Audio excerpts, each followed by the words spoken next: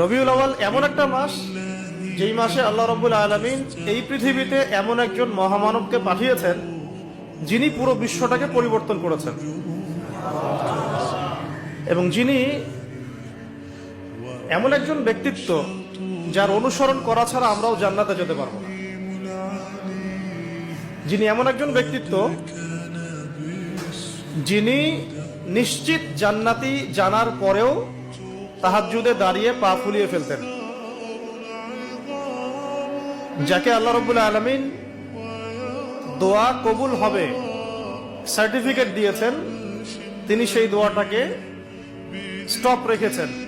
কিয়ামতের মাঠে তিনি এই দোয়াটা করবেন আমাদের জন্য।